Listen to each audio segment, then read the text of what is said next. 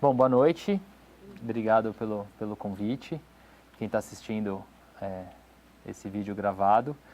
Bom, então pediram para a gente falar um pouquinho sobre, dentro da otorrinolaringologia, quais seriam as doenças mais frequentes, qual que é o nosso protocolo básico de atendimento para essas doenças e também quando que a gente acha interessante que seja encaminhado o paciente para o otorrino, né? Aquele paciente que está, por exemplo, com o clínico num atendimento mais básico, quando que ele deve ser encaminhado para o otorrino.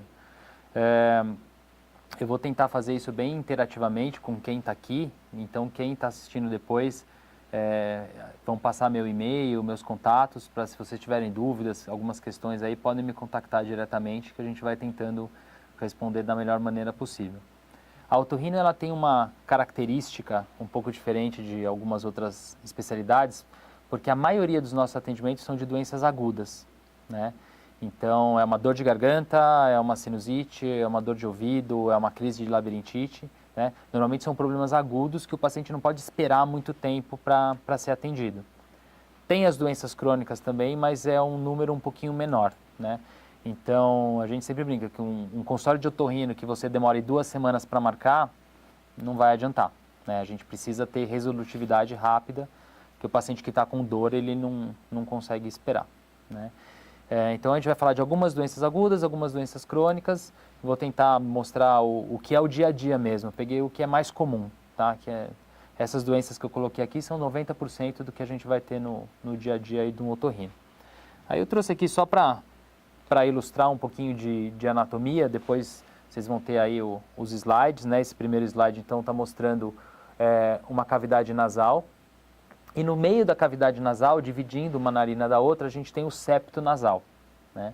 Então essa já é a primeira coisa que 90% das pessoas entende errado. A maioria das pessoas acha que o septo nasal é esse osso aqui, né?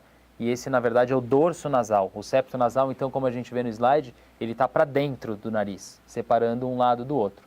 Então, às vezes, esse osso é torto e o septo nasal é reto, ou vice-versa, né? E o que a gente pode ter de doença aí, que é extremamente comum, são os desvios do septo nasal, né? Tanto da parte cartilaginosa, que é a parte mais anterior, quanto da parte óssea, que é a parte mais posterior. E aí o que a gente vai ter quando você tem esse desvio de septo é uma obstrução nasal, normalmente unilateral, ou seja, de um lado só.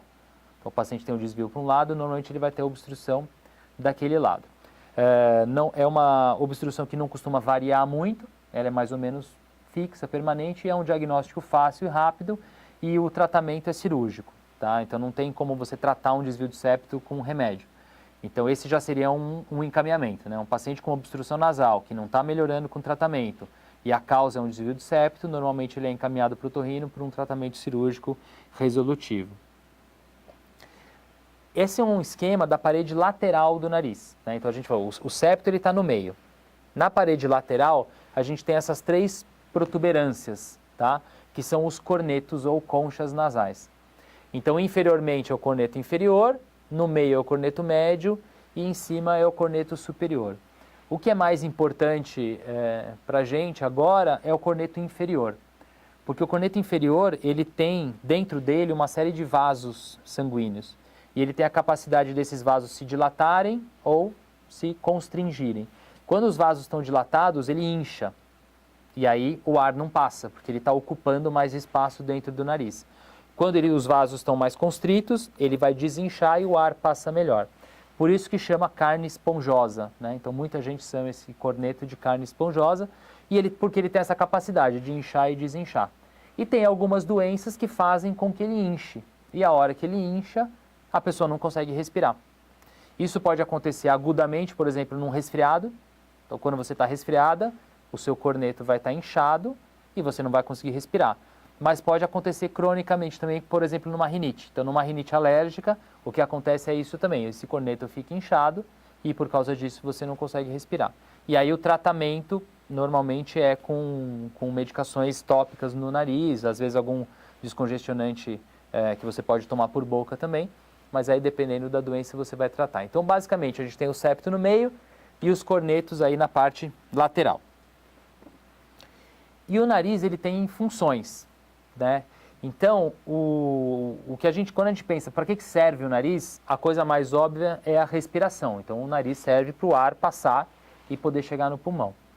Mas se fosse só isso, eu pegava qualquer nariz entupido, simplesmente tirava tudo que tem lá dentro, tirava o corneto inteiro e o paciente ia respirar bem. Só que não é isso que acontece, por quê? O nariz, na verdade, ele prepara o ar que vai chegar no pulmão. Então, o ar que a gente respira, ele é seco, ele é frio, né? Ele pode estar muitas vezes poluído, e o nariz ele vai então umidificar o ar que a gente está respirando, vai aquecer, vai controlar o fluxo para ele ir mais rápido ou mais devagar, vai limpar e vai filtrar esse ar. Tá? Então, o nariz não pode ser aberto demais. Tá? Ele tem que ter uma certa resistência para conseguir filtrar, aquecer e umidificar o ar. E, além disso, tem uma função sensorial também, que é a do olfato. E o principal problema que tem no nariz, que os pacientes mais reclamam, que é o mais comum, é nariz entupido. Né? E aí pode ter várias coisas acontecendo para causar esse nariz entupido.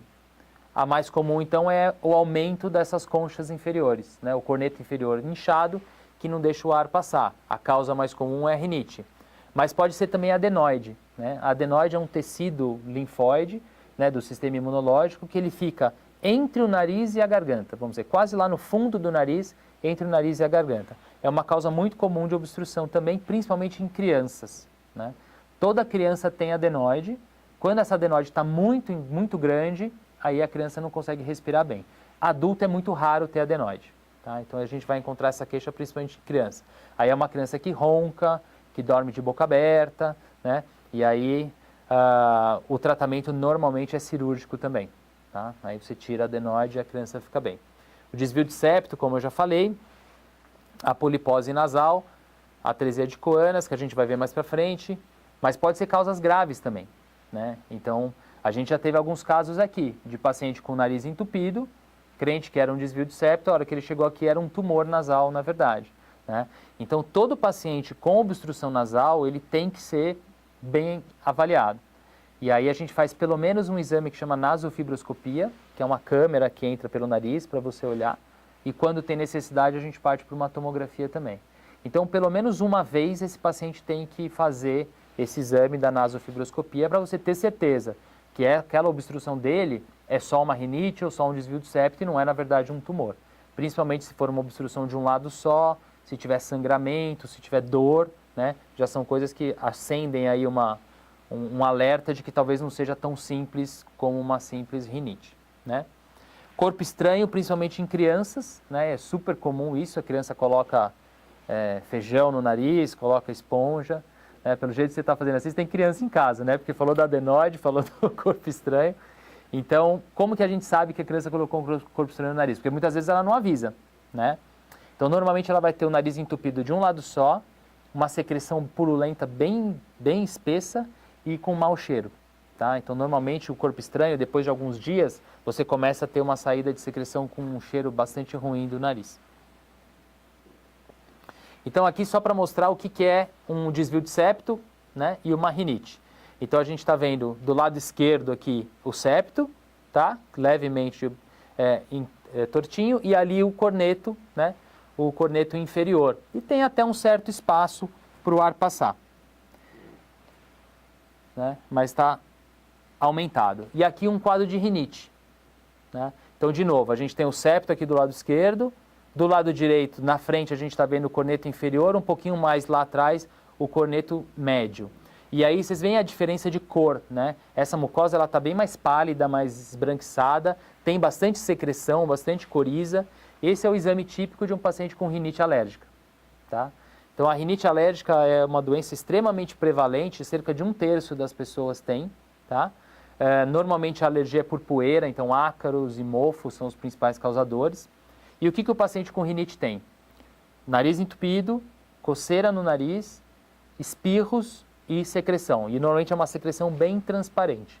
E ele tem isso de uma forma crônica e ele piora quando ele é exposto às coisas que dão alergia. A dificuldade da rinite é você diferenciar de um resfriado, porque os sintomas são muito parecidos. Né?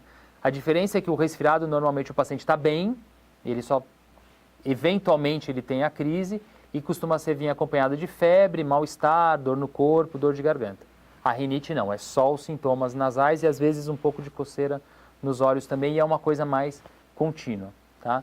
E aí o tratamento da rinite, ele é normalmente feito com spray nasal e o paciente tem que usar sempre, tá? É um tratamento mais a longo prazo. Mas a gente tem causas mais raras, por exemplo, a atresia de coana, né? A coana é a abertura do nariz posterior, né? Então aqui a gente tem a narina, vai ter toda a cavidade nasal, aí você tem uma abertura posterior antes de chegar na faringe, na garganta, tá? E algumas pessoas nascem com essa abertura fechada, né? Então isso chama atresia de coana. Então nesse caso aqui a gente está vendo que dos dois lados ali na tomografia dá para ver que ele tem essa obstrução. Mas normalmente é uma doença que você já pega na infância. Assim que a criança nasce, ela já não consegue respirar pelo nariz e aí é quase uma emergência que você já tem que operar.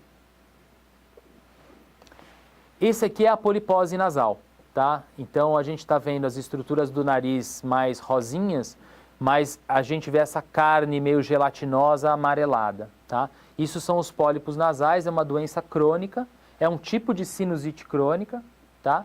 E aí forma esses pólipos dentro do nariz e aí vai obstruindo e vai tirando a capacidade do paciente sentir cheiro.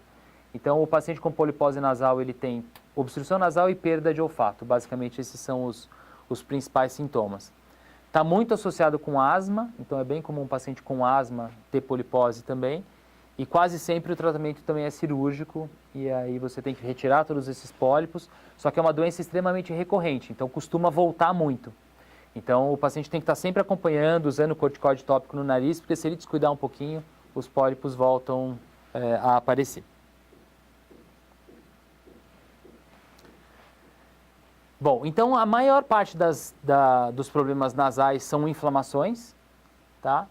E essas inflamações podem vir de diversas causas, e é muito difícil você diferenciar uma da outra, né? A maioria, 90% dos quadros, eles são virais, tá? Então o que a gente chama de IVAs, né, que são as infecções das vias aéreas, ou chama de resfriado, chama de gripe, né, chama de sinusite viral, é tudo a mesma coisa. Então 90% dos quadros são virais. Então é isso, o paciente vai estar com o nariz entupido, dor de cabeça, secreção, e menos de 5, 10% vão ser sinusites bacterianas que realmente vão precisar de antibiótico.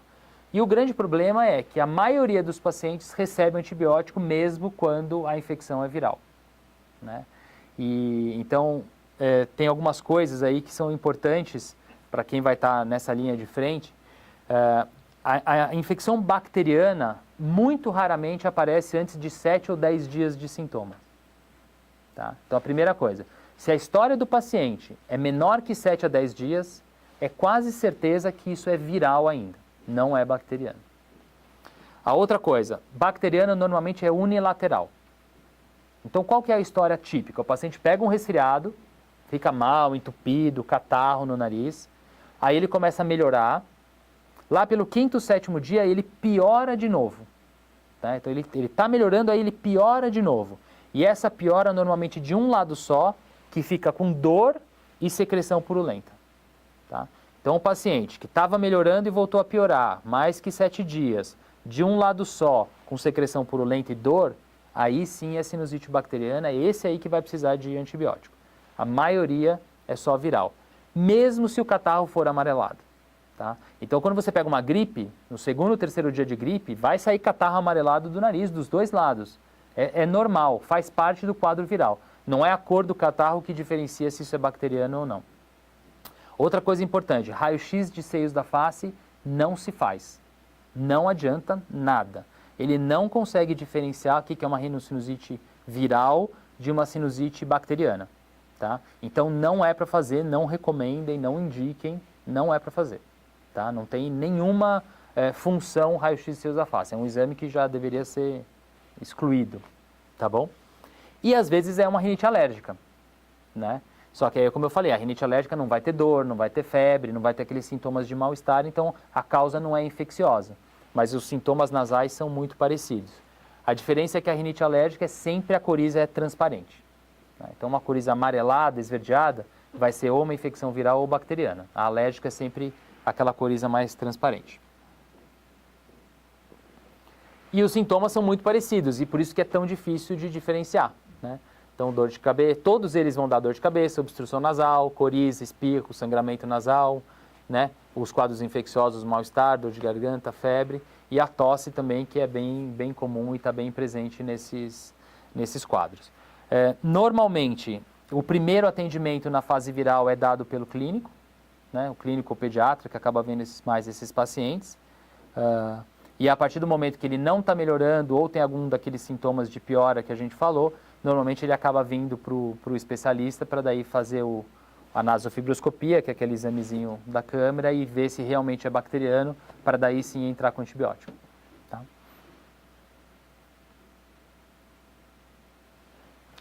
O tratamento, então, vai depender da causa, né? Então, identificar se ela é alérgica, viral ou bacteriana. A rinite alérgica, a gente trata com antialérgicos via oral, lavagem do nariz com soro e sprays nasais, principalmente de corticoide, tá? Então, spray nasal de corticoide. E pode ser feito também, para alguns casos, as imunoterapias, que são aquelas vacinas de alergia, que você já deve ter ouvido falar. Para o tratamento viral das sinusites virais, que são a maioria, só sintomático, então analgésico, descongestionante, lavar bem o nariz, tá? Que vai prevenir que essa rinocinusite viral se transforme numa sinusite bacteriana. Então, a lavagem nasal é o principal ponto do tratamento aí para não deixar um resfriado virar uma sinusite bacteriana. E nunca usar antibiótico para a infecção viral. E naqueles poucos casos que são bacterianos mesmo, aí sim a gente vai usar antibiótico, anti-inflamatório e também a lavagem nasal. Para prevenir que o paciente tenha uma infecção bacteriana, tratar adequadamente a rinite e as IVAs, né? Manter sempre uma hidratação, que isso mantém o muco nasal mais fluido e tem menos chance dele acabar infectando. Tá? Então, acho que assim, da parte de nariz, esses seriam as doenças mais comuns e principais. Então, rinite alérgica, sinusite aguda, sinusite crônica, que é a polipose, e desvio de septo. Tá? Não sei se vocês têm já tem alguma dúvida ou querem perguntar alguma coisa dessa parte de nariz. Então, a princípio, não, tá? Se você tiver uma sinusite viral, um resfriado ou uma gripe, que passou de 7 a 10 dias com sintomas, estava melhorando e piorou de novo, de um lado só, com catarro purulento de um lado só e dor, a princípio você já pode considerar que ela é bacteriana. O problema é que muitas vezes você não consegue ver, principalmente se a secreção está purulenta de um lado só mesmo, não. Aí a gente faz aquela câmerazinha que ajuda bastante no diagnóstico. Mas se você já tiver tudo, você já pode considerar bacteriano e aí já pode tratar. Tem que esperar 7 a 10 dias. Para uma sinusite bacteriana comum, que vem depois de uma gripe, sim. Tem algumas exceções. Por exemplo, uma sinusite causada por problema no dente. Isso às vezes acontece. O paciente tem uma infecção dentária na raiz do molar, por exemplo, superior, e essa infecção dentária causa uma sinusite. Aí, às vezes, já é do primeiro dia, já é bacteriano. Mas são exceções. A maioria dos casos vai realmente demorar 7 a 10 dias para se tornar bacteriano.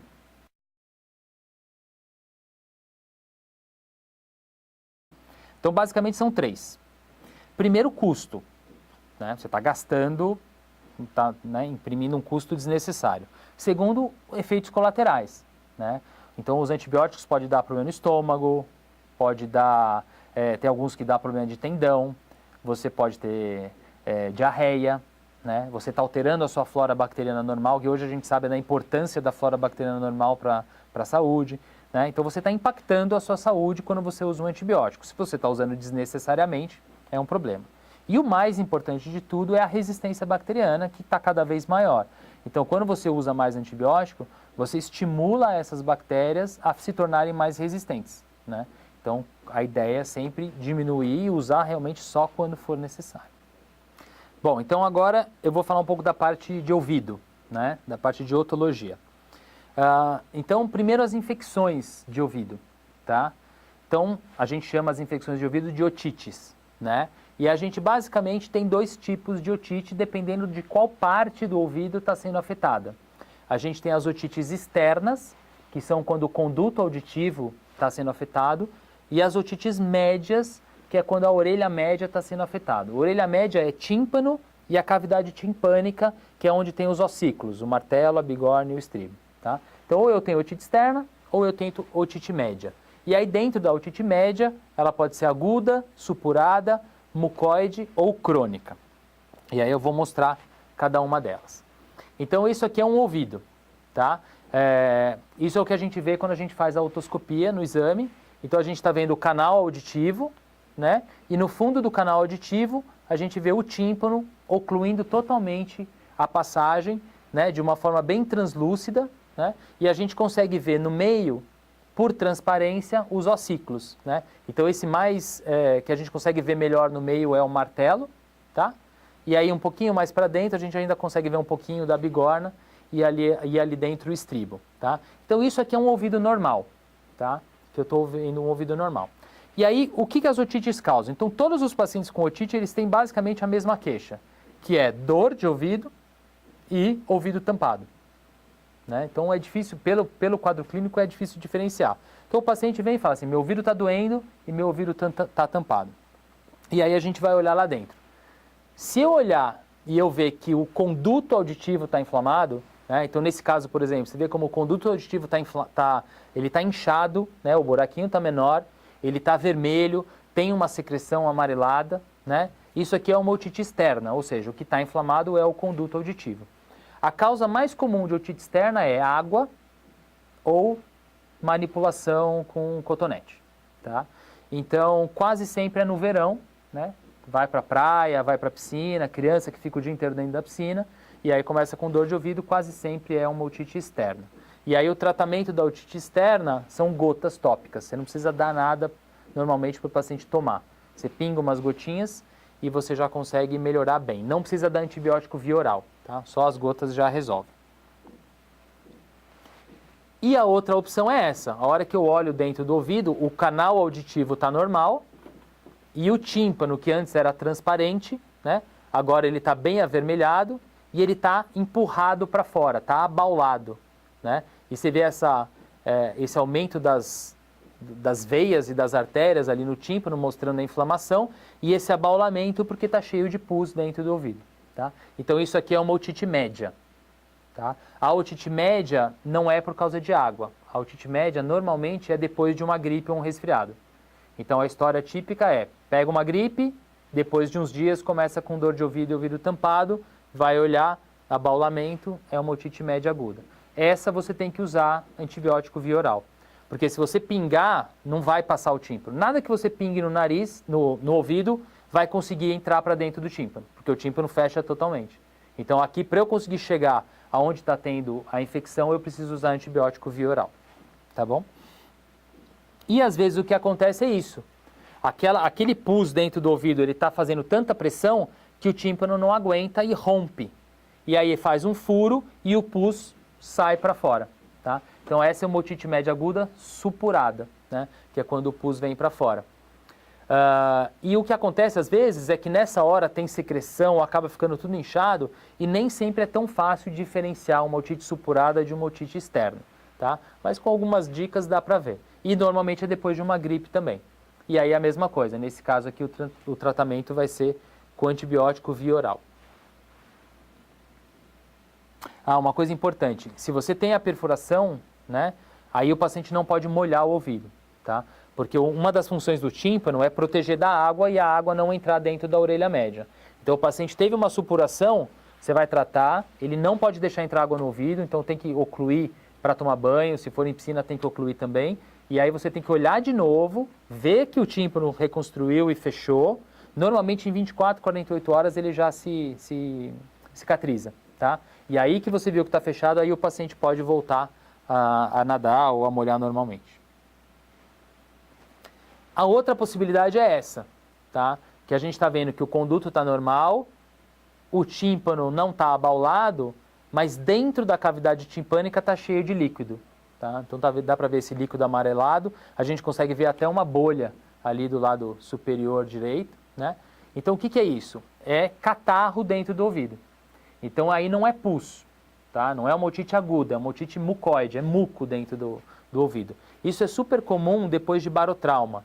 Então paciente que foi mergulhar, ou que desceu a serra, ou que pegou um avião, né? Não conseguiu equalizar a pressão direito, teve aquela dor de ouvido na hora que o avião está pousando e fica depois com o ouvido tampado. Aí você vai olhar, é esse muco aí dentro do ouvido. Aí o tratamento normalmente são descongestionantes, anti-inflamatórios, eventualmente pode precisar de antibiótico também, mas normalmente não. Tá? Seria um quadro um pouco mais simples do que a otite aguda.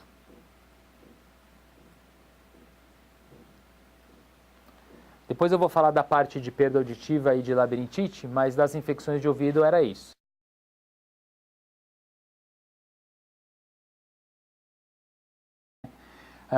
Então, assim, essas infecções, a princípio, elas não são graves, tá? O potencial de complicação de uma otite, ele é pequeno, tá? Então, a princípio, todas essas infecções, elas podem ser manejadas por um clínico ou por um pediatra. O grande problema é que, às vezes, o clínico e o pediatra não sabem examinar bem um ouvido. Principalmente o clínico. O pediatra costuma ter mais experiência, mas o clínico geral, muitas vezes, ele realmente não sabe examinar o ouvido. Então, é comum, por exemplo, às vezes o paciente vir com queixa de... Passou no clínico, o clínico falou que não dá para examinar porque está com uma rolha de cera. A hora que ele vem, você vai olhar, não tem cera. Então, você fala, o que será que ele fez? Então, o problema é esse. Se tiver um clínico que saiba examinar um ouvido, é perfeitamente possível dele ser tratado. O problema é que às vezes não é tão fácil e às vezes até é mais fácil acabar indo para um otorrino do que para um clínico, né? Mas em teoria dá para tratar com o clínico. Tem alguns sinais de gravidade, que aí você tem que se preocupar mais, né? Eu acho que isso é importante. Então, quando que a gente se preocupa que uma otite esteja complicando? Então, basicamente, quando você tem paralisia facial, tá? Então, o paciente está com uma dor de ouvido e o rosto parou de mexer, isso é um sinal importante de complicação. Tontura, então, o paciente com dor de ouvido e tontura é importante também. E um abaulamento que dá um inchaço atrás da orelha, tá? Então, essa parte de trás da orelha fica inchada, vermelha e empurra a orelha para frente, que é sinal de um abscesso. Tá? Então, essas três coisas são sinais de alerta, que aí acho que tem que ir aí para um especialista rápido. Tá? Mas, na maioria das vezes, teoricamente, o clínico consegue tratar. E tirar a dúvida entre otite externa e otite média é isso. Foi depois da praia ou foi depois de um resfriado? Quase sempre, com essa pergunta, você já consegue diferenciar bem. Hein?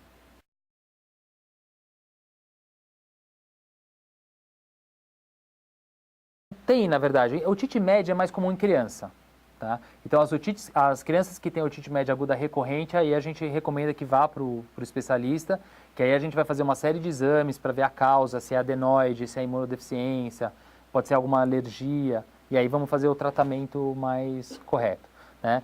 Pessoas que têm otite externa de repetição, né, e se expõem muito à água, uma das coisas é não usar cotonete nunca, né? E a outra coisa que a gente faz, às vezes, para otite externa de repetição, é uma misturinha com álcool e vinagre. Álcool absoluto e vinagre, meio a meio. Porque daí quando ele sai da água, ele pinga aquilo no ouvido e ele vai deixar o ambiente mais seco e mais ácido. E aí, consequentemente, tem menos chance de ter uma infecção. Isso para otite externa, que é aquela da praia. Então o cara que faz natação, por exemplo, e está sempre com o ouvido ruim, ele pode tentar essa mistura. Tá bom?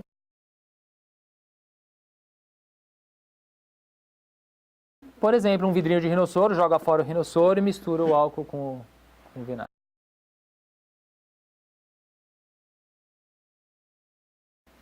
Pode, mas não precisa.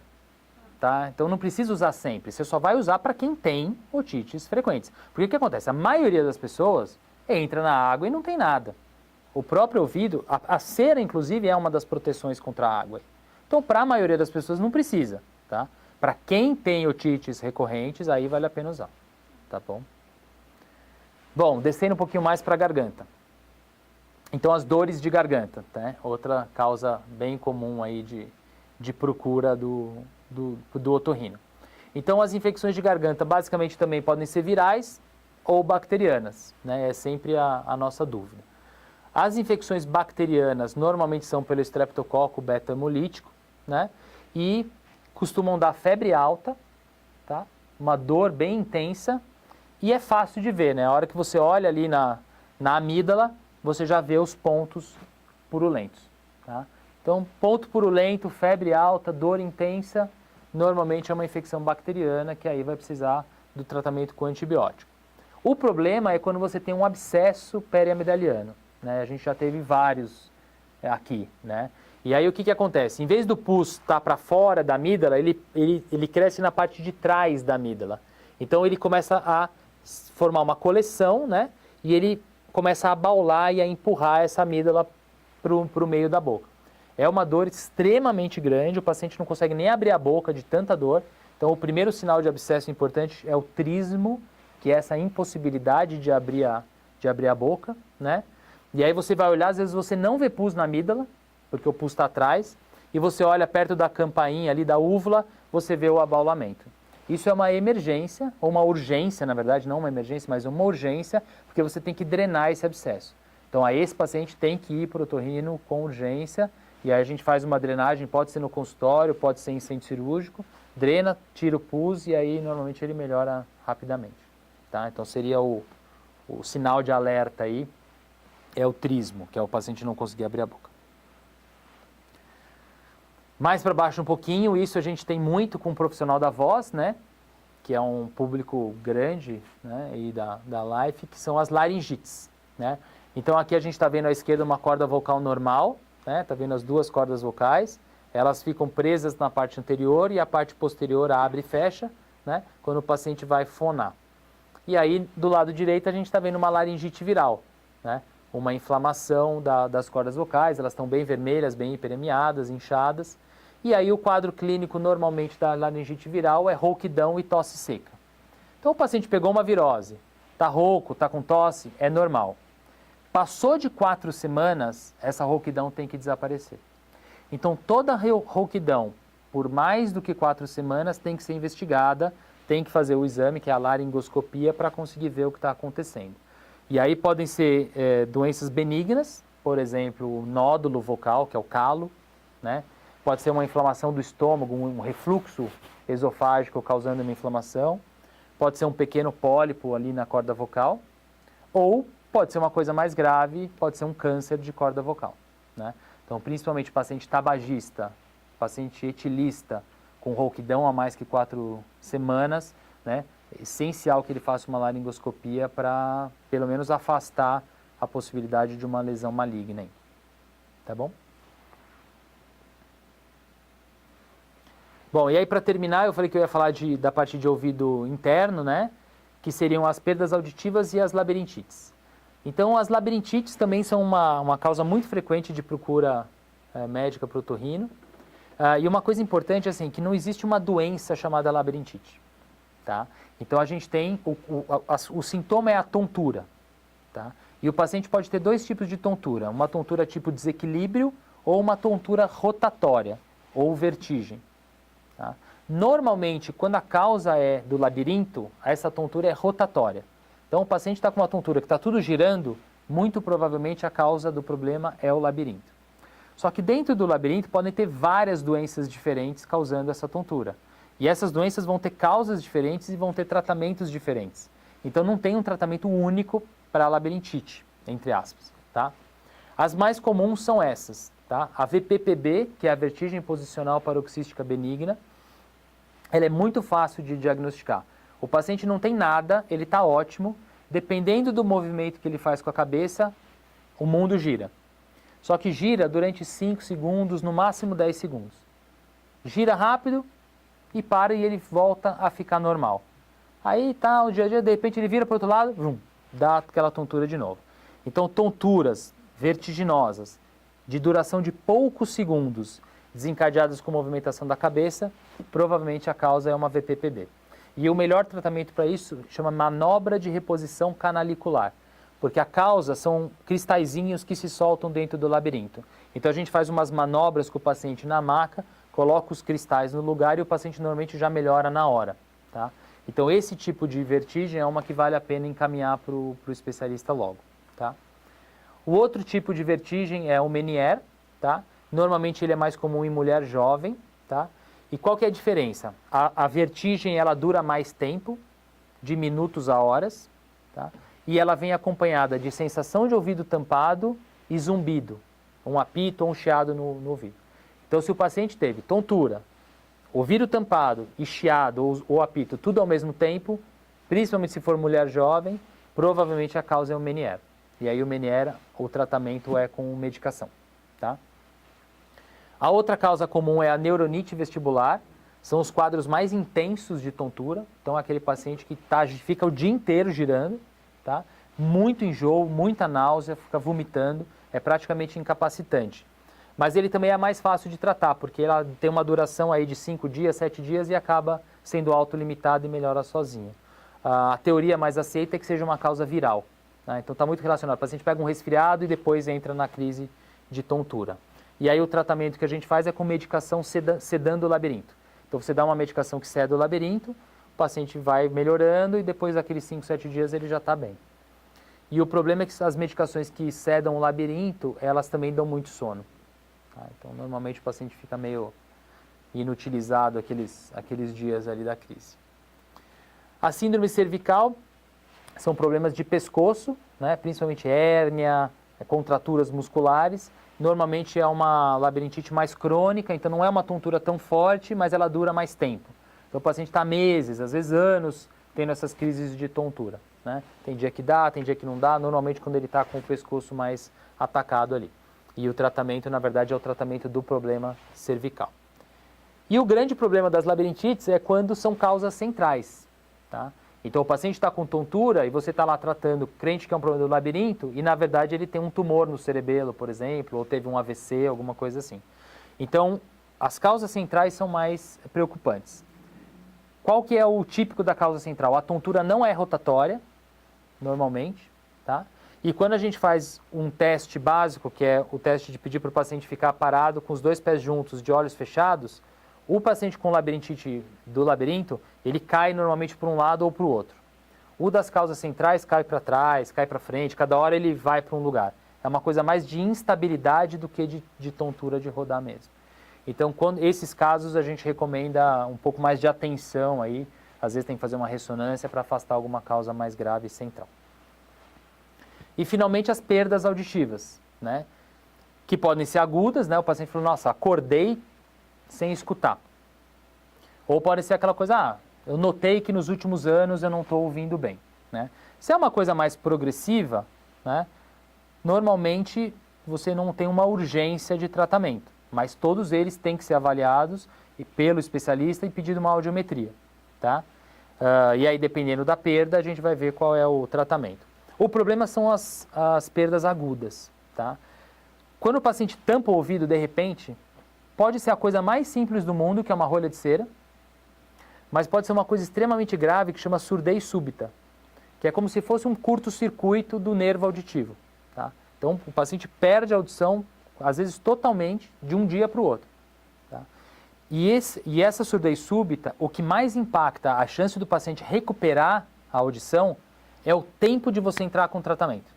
Então, a gente entra com tratamento antiviral, corticoide em altas doses, vasodilatadores, só que tem que ser assim, de preferência no primeiro dia. Então o paciente teve uma perda súbita da audição, tem que ir direto tem que ser avaliado imediatamente, fazer uma audiometria logo. Se for rolha de cera, que bom, rolha de cera, vai lá, tira a cera e resolveu. Mas se for uma surdez súbita, você tem que pegar logo no começo, que é a chance que o paciente vai ter de recuperar a audição. Tá bom? Essas são acho que as doenças mais comuns, tá? E aí não sei se vocês têm alguma outra questão, alguma coisa que vocês queiram comentar, ou o pessoal que está assistindo aí também, se tiver alguma outra doença que tiver dúvida, manda para mim que eu tento responder, tá bom?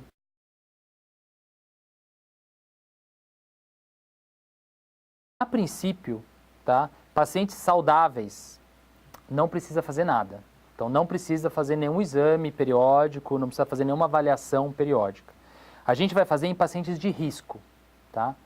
Principalmente de risco auditivo. Então, paciente que é exposto a ruído, né, trabalha com muito barulho, esse tipo de coisa, aí ele tem que fazer audiometrias seriadas, normalmente uma vez por ano, pelo menos, para você checar se não está tendo uma perda auditiva por causa do ruído, né? Agora, pacientes tabagistas, por exemplo, aí vale a pena você fazer o exame da laringe, pela possibilidade de achar um tumor. mas vão ser pacientes específicos. O básico é paciente exposto a ruído, audiometria. Paciente tabagista, né, vai fazer a laringoscopia. Profissional da voz, a princípio, só se tiver queixa. Tá? Não precisa, o paciente tá ótimo, é um cantor, mas tá ótimo, tá cantando bem, não precisa ficar fazendo exame. A partir do momento que teve uma queixa, aí vale a pena fazer. O que você vai fazer sem queixa é só audiometria para quem se expõe a ruído mesmo. Tá bom? Aí já não entra na parte do otorrino, né? Então, asma e DPOC, aí a princípio vai ser vamos dizer, o pneumologista, né, que vai fazer. Muitas vezes o paciente tem as duas coisas. Então, um paciente asmático que tem polipose nasal, ou um asmático que tem rinocinusite, aí você tem que tratar as duas coisas, porque uma interfere na outra. Então, por exemplo, se eu não tratar a sinusite, vai piorar minha asma. Se eu não tratar minha asma, vai piorar minha sinusite. Isso é um conceito que chama via aérea unida, tá? Então, aí você realmente tem que tratar tudo que tiver. Sim, sempre com sintomas. Então, o paciente asmático, se ele falar que ele está respirando bem pelo nariz, não tem secreção no nariz, não tem dor de cabeça, trata só a asma e tudo bem. Tá?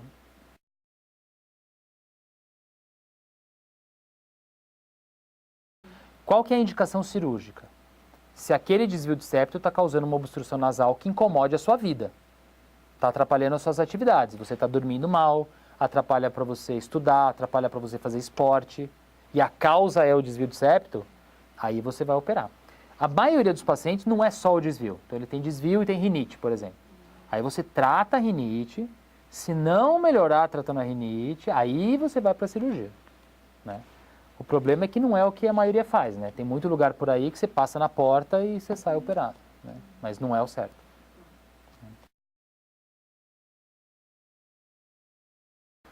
Tem algumas, tá? Então, amidalites de repetição. Quantas?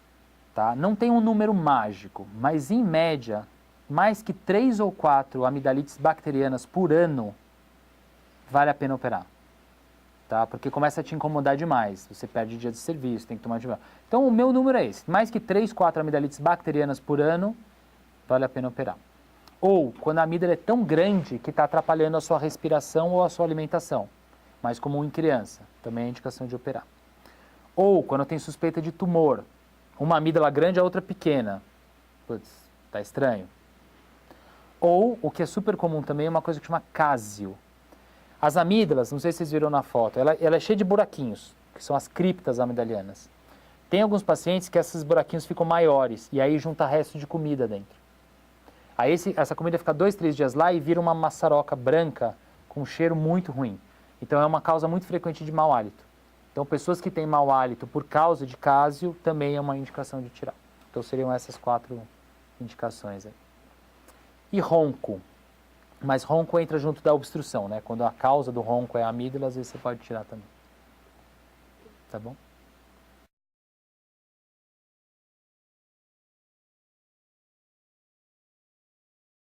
Então, o cisto normalmente é assintomático. Muito dificilmente o cisto está dando problema.